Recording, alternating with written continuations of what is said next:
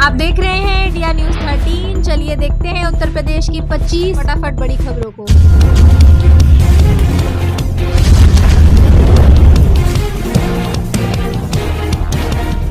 UP के convent स्कूलों में गरीब बच्चों की मुफ्त पढ़ाई, अब नहीं चलेगी मनमानी, होगा यह काम। शिक्षा का अधिकार अधिनियम के तहत निजी स्कूलों में गरीब परिवारों के बच्चों को निःशुल्क दाखिला दिलाने पर सख्ती की जाएगी। मुफ्त दाखिले के लिए आवेदन करने वाले हर बच्चे की ऑनलाइन ट्रैकिंग की जाएगी। हर चरण में प्रवेश ना पाने वाले बच्चों की संख्या ली जाएगी और किन कारणों से प्रवेश नहीं मिला उसकी समीक्षा होगी। शिक्षा अधिकारियों व निजी स्कूलों की जवाबदेही तय की जाएगी। प्रवेश के लिए आवेदन ऑफिशियल वेबसाइट के माध्यम से किए जा सकेंगे। अगर आपके घर में लगा है स्मार्ट मीटर तो डाउनलोड करें यूपीपीसीएल ऐप, मिलेंगी ये सुविधाएं। अगर आपके घर में स्मार्ट मीटर लगा है तो सबसे पहले अपने रजिस्टर्ड मोबाइल से यूपीपीसीएल ऐप को डाउनलोड करें। ऐप के डाउनलोड करते ही उपभोक्ता घर बैठे ही मोबाइल से मीटर रीडिंग दर्ज कर मौजूदा बैलेंस के बारे में जानकारी कर सकते हैं। विभागीय अधिकारियों के अनुसार स्मार्ट मीटर के साथ चल रही इस सुविधा से उपभोक्ताओं को अब मीटर बिल के लिए लाइन में ना तो खड़ा होना पड़ेगा, वहीं मोबाइल ऐप में लॉगिन करने के बाद लोग अपने मीटर की बिलिंग सहित उपभोग की जानकारी सहित बैलेंस का पता आसानी से लगा सकते हैं। एल्कोवेब ने सरकार के साथ 580 करोड़ का समझौता ज्ञापन किया साइन, 2100 लोगों को मिलेगा रोजगार। प्रदेश के औद्योगिक विकास की दिशा में एक ऐतिहासिक कदम उठाते हुए एल्कोवेब प्राइवेट लिमिटेड ने प्रदेश सरकार के साथ 580 करोड़ के निवेश वाली 15 लाख हेक्टोलीटर क्षमता की आरी परियोजना के लिए MOU पर हस्ताक्षर किए। वहीं आपको बता दें कि ब्रूवरी प्लांट सीतापुर जिले में स्थापित किया जाएगा। इसमें 2100 लोगों को रोजगार मिलेगा। शिक्षा सेवा चयन आयोग के कार्यवाहक अध्यक्ष ने सीएम से की मुलाकात, भर्ती प्रक्रिया शुरू होने की उम्मीद। उत्तर प्रदेश शिक्षा सेवा चयन आयोग की ओर से असिस्टेंट प्रोफेसर भर्ती के लिए साक्षात्कार की तिथि जल्द घोषित की जा सकती है। कार्यवाहक अध्यक्ष रामसूचित के सीएम योगी आदित्यनाथ से मुलाकात के बाद शासन की ओर से इस संबंध में बुधवार तक कोई आदेश आने की उम्मीद है। आईसीयू में एडमिट हुए श्रेयस अय्यर, सिडनी मैच के दौरान हुए चोटिल, कैच पकड़ने में टूट गई पसलियां। भारतीय वनडे टीम के उप कप्तान श्रेयस अय्यर को सिडनी के एक अस्पताल में आईसीयू में भर्ती कराया गया है। रिपोर्ट के मुताबिक उन्हें ऑस्ट्रेलिया के खिलाफ तीसरे वनडे मैच के दौरान कैच पकड़ने के बाद पसलियों में लगी चोट की वजह से इंटरनल ब्लीडिंग हो रही है। यूपी में भूमि रजिस्ट्री में पहचान छिपाने पर दर्ज होगा मुकदमा, जांच के बाद होगा बैनामा। आजमगढ़ में भूमि रजिस्ट्री के दौरान पहचान छिपाने पर अब मुकदमा दर्ज किया जाएगा। सरकार ने धोखाधड़ी रोकने के लिए सख्त कदम उठाए हैं। रजिस्ट्री से पहले दस्तावेजों की गहन जांच होगी और गड़बड़ी पाए जाने पर बैनामा नहीं किया जाएगा। इसका उद्देश्य भूमि संबंधी मामलों में पारदर्शिता लाना है। यूपी में विधायक सांसद ले रहे पेंशन, कर्मियों को मिल रही टेंशन। कर्मचारी परिषद का ऐलान, नए साल में सड़क पर उतरेंगे।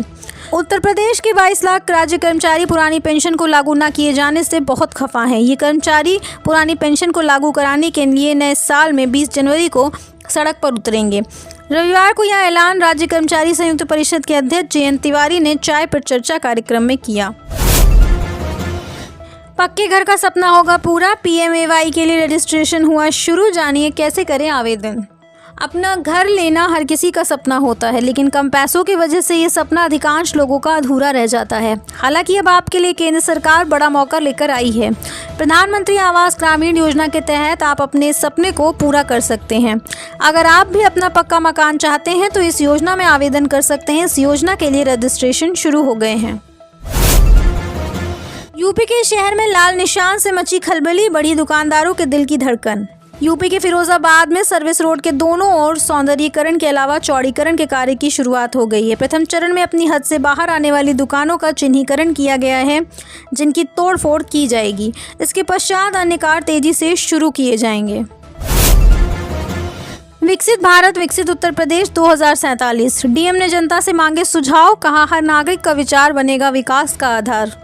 बरेली जिले के लोगों से डीएम अविनाश सिंह ने अपील की है कि वे विकसित भारत विकसित उत्तर प्रदेश 2047 अभियान में अपनी भागीदारी निभाएं और विकास के लिए अपने सुझाव जरूर दें। उन्होंने कहा कि यह पहल प्रधानमंत्री नरेंद्र मोदी और मुख्यमंत्री योगी आदित्यनाथ की दूरदर्शी योजना है, जिसका मकसद है भारत और उत्तर प्रदेश को वर्ष 2047 तक आत्मनिर्भर और समृद्ध राष्ट्र के रूप में स्थापित करना। रवि किशन ने रेलवे स्टेशन का निरीक्षण किया, लोगों से बात की, कहा श्रद्धालुओं की सुविधा सर्वोपरि। गोरखपुर में छठ पर्व की तैयारियों को लेकर सांसद रवि शुक्ला ने घाटों और रेलवे स्टेशन का निरीक्षण किया। उन्होंने अधिकारियों को स्वच्छता और सुरक्षा व्यवस्था दुरुस्त रखने के निर्देश दिए ताकि श्रद्धालुओं को किसी प्रकार की असुविधा न हो। उन्होंने सभी विभागों से मिलकर इस पर्व को शांति और श्रद्धा के साथ संपन्न कराने का आह्वान किया। लखनऊ में 3600 से अधिक संविदा कर्मी होंगे बेरोजगार, यूपी पावर कॉरपोरेशन की वर्टिकल व्यवस्था का असर।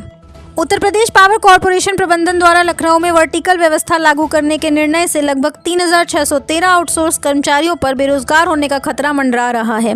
इस व्यवस्था के विरोध में उत्तर प्रदेश पावर कॉरपोरेशन निविदा संविदा कर्मचारी संघ ने 1 नवंबर 2025 से विरोध प्रदर्शन आंदोलन शुरू करने की चेतावनी दी है।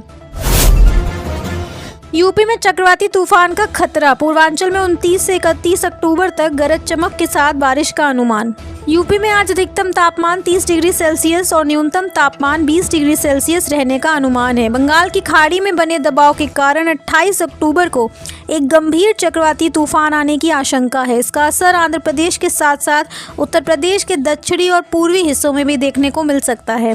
पूर्वांचल में 29 से 31 अक्टूबर के बीच गरज के साथ बारिश होने की संभावना है। तापमान में गिरावट और उमस बढ़ने के आसार हैं। कानपुर के हवाई यात्रियों को बड़ा झटका, बेंगलुरु की फ्लाइट हफ्ते में सिर्फ 3 दिन, जाने बाकी शहरों का हाल। कानपुर के चकेरी एयरपोर्ट से हवाई सफर करने वाले लाखों लोगों के लिए एक परेशान करने वाली खबर सामने आई है। कानपुर से बेंगलुरु के लिए रोज चलने वाली सीधी फ्लाइट हफ्ते में केवल 3 दिन ही उड़ान भरेगी। कुछ दिन पहले ही यह फ्लाइट दिल्ली की हुई थी, लेकिन अब एक बार फिर से शीतकालीन शेड्यूल जो जारी किया गया है, इसमें उसको 3 दिन का कर दिया गया है। घाटों पर सफाई, रोशनी के पुख्ता इंतजाम, सुरक्षा को लेकर भी चाक चौबंद रहेगी व्यवस्था।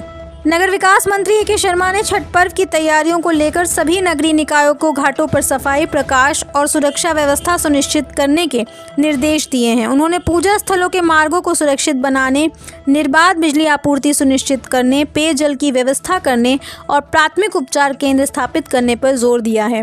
अधिकारियों को जनता की सुविधा के लिए स्थलीय निरीक्षण करने के भी निर्देश दिए गए हैं।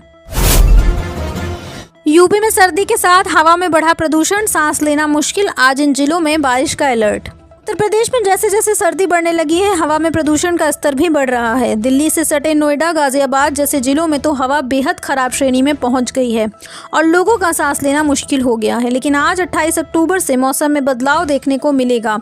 मौसम विभाग सोमवार को पश्चिमी यूपी के कई जिलों में बारिश के अनुमान जताया है। हरदोई में 20 पंचायतों की सीएससी नहीं दे पा रही ऑनलाइन सुविधाएं, डीपीआरओ ने नोटिस जारी कर मांगा जवाब। हरदोई जिले की 20 ग्राम पंचायतों में कॉमन सर्विस सेंटर ऑनलाइन सेवाएं देने में नाकाम रहे हैं। जिला पंचायत राज अधिकारी ने इस पर सख्त कार्रवाई करते हुए संबंधित सीएससी को नोटिस जारी कर जवाब तलब किया है। ग्रामीणों को ऑनलाइन सेवाओं में परेशानी हो रही है और संतोषजनक जवाब न मिलने पर सीएससी संचालकों पर कार्रवाई की जाएगी।